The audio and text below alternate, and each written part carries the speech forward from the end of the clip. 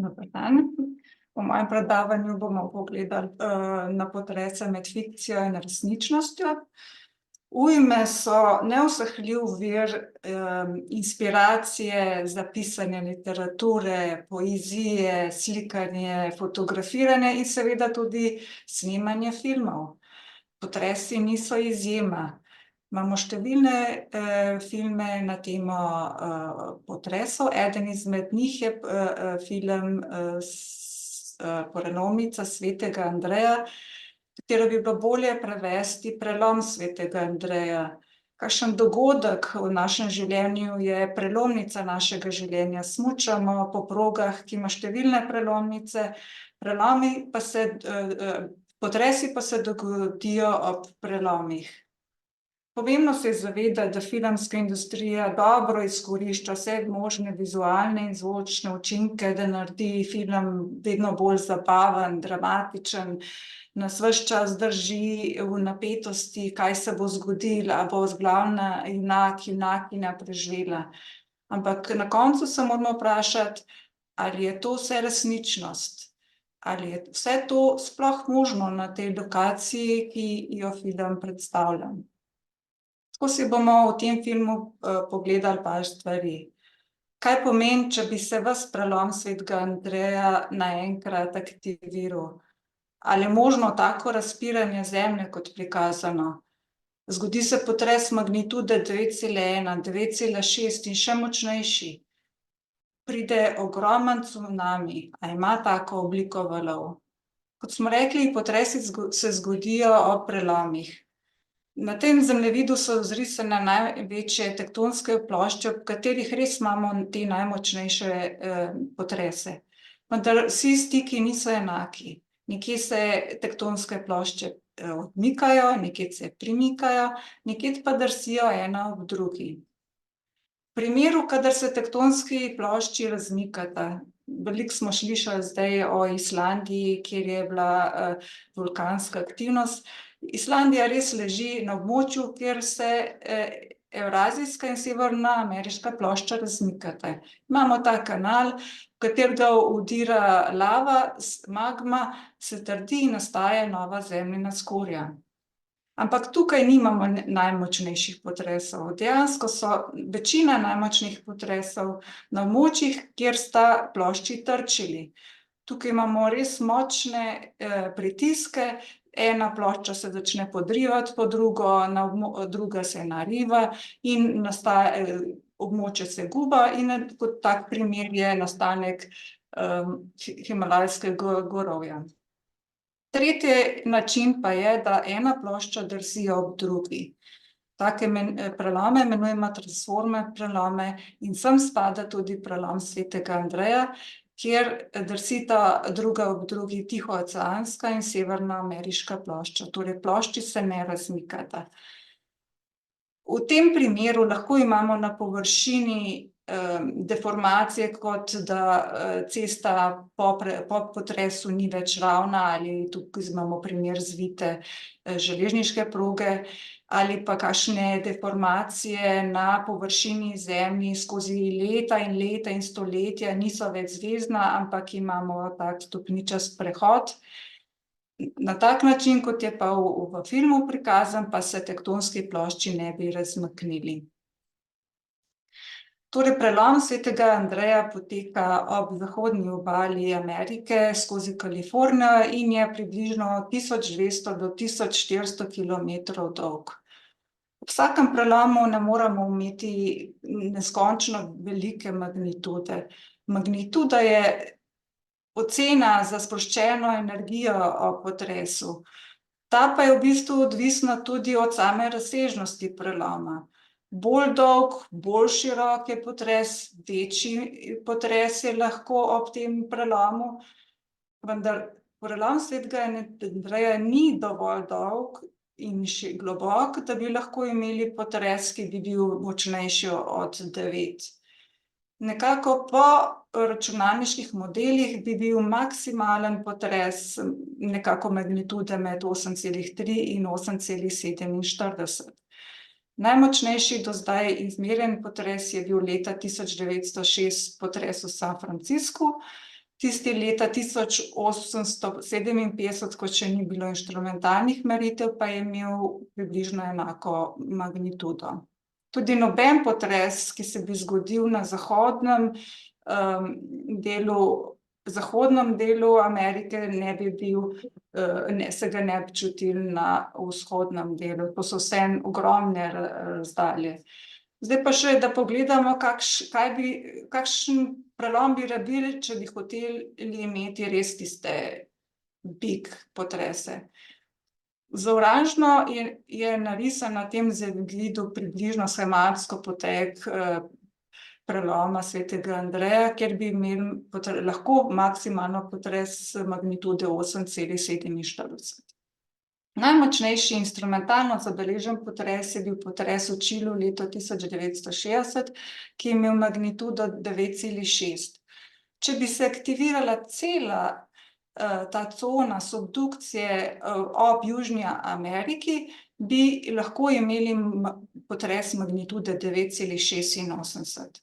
Če bi hoteli imeti potres magnitude 10, bi rabili prelom dolžine 14.000 kilometrov, kar je na tem zemljevidu označeno z debelo črno črto.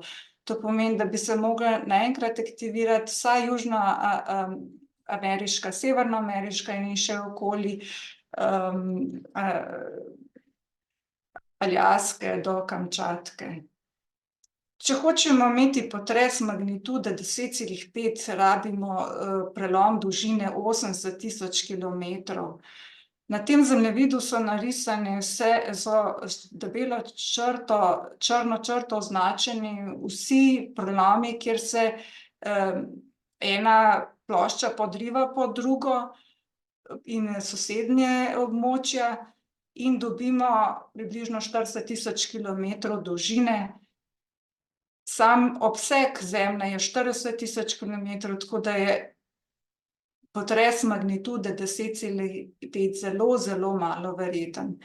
Da se pa s tega globalnega območja vrnemo na Slovenijo, je na tem zemljevidu s črno črto narisana dolžina preloma Svetega Andreja. To je 1400 kilometrov. S tega lahko sklepamo, da tako močnih potresov v Sloveniji ne bi mogli imeti. Na tem tabeli je tudi prikazano, kako velike so te prelomne ploske v posamezni magnitudi. Če se ob magnitudi 4 aktivira 1 kvadratni kilometer ploskve, je za magnitudo 8 potrebnih že 50x200 kilometrov površine. Potres na Japonskem leta 2011 je bil magnitude 9, takrat se je aktiviralo 200x500 kilometrov površine preloma, kar je na tem zemljevidu označeno z modrim kvadrom.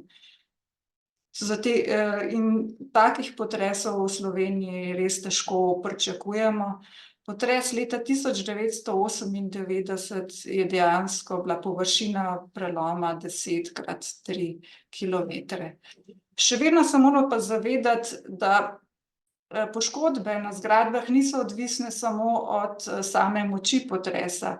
Zelo je odvisno, kje se je ta potres zgodil, kako daleč je bil od gosto naseljenih območij. Tukaj imamo primer 3 potresov, približno enake magnitude, kjer je bil en zelo globok, pa se ga na površini skoraj ni čutilo, in zadnji, ki se je zgodil pod glavnim mestom Haitija in je povzročil ogromno škode in zahteval veliko življenj. Hkrati pa je odvisno tudi, kako dobra je gradnja zgradb na tem območju. To je bila tudi ena izmed kritik tega filma, da se zgradbe ne bi rušile na tak način, kot je prikazano, da bi padale kot domine, da bi se razpolovile, da bi Hoover Dam eksplodiral. Seveda pa so v filmu tudi dobre strani, recimo, kako se je treba zaščititi, da je treba se iti na tla, se pokriti, zaščititi glavo, poiskati varno zavetje. Tudi recimo cunami je pravilno bil na začetku pokazan, da se voda odmakne. Vendar pa na tem prelomu tako visokega cunamija, več 10 metrov visokega, ne bi pričakovali. Prelom Svetega Andreja večinoma poteka po kopnem, tisti del pod oceani pa je v bistvu prekratek in tudi glede na to, da plošči drsita ena ob drugi, ne bi dobili potrebovane stopnice, ki je prvi pogoj za nastanek cunamija. Ko se napetost sprosti in se pod oceanom nastane stopnica, seveda kamnine lahko ostanejo na istem mestu, voda pa ne more obstati v obliki stopnice, zaradi tega se začne celoten volumen vode premikati z veliko hitrostjo od nastanka potresa na vse strani. Problem postane, ko pride ta voda v plitvino in edini način, kam se bo ta voda razlila, je, da se dvigne v višino.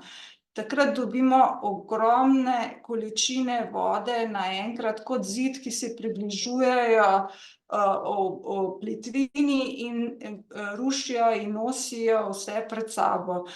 Če vemo, če stopimo v deročo vodo in če že samo do gležnjev kolen komaj stojimo v taki vodi, kaj šele, ko pride do nas ogromna količina vode, ki je lahko še bistveno višja od nas. Tudi ni pravilno pokazano, da voda kar potem na koncu ostane na mestu. Cunamiji se ponavadi prihajajo v več valovih in ni nujno tudi, da je prvi najvišji. To je primer cunamija letos 1. januarja na Japonskem, kjer je pač voda sicer tukaj drla po strugi reke navzgor. Se pa že s teh slik, posnetkov vidi, da v takem še sploh, če pred sabo nosi razne materiale in ruševine, težko človek preživi. Tako da, ko gledamo take filme, seveda uživajmo v vseh teh vizualnih učinkih, ki nam ponujajo. Na koncu se pa vseeno malo kritično pogledamo vse in najdimo dobre vire informacij, ali je nekaj lahko resnično ali ne. Veliko poučnega materiala imamo tudi na naših straneh, tako da lahko vsak najde nekaj odgovorov na svoje vprašanja, starejši in mlajši. Eden izmed takih zanimivih stvari je tudi mreža šolskih seizmografov, o katerih boste pa vi slišali nekaj v nadaljevanju.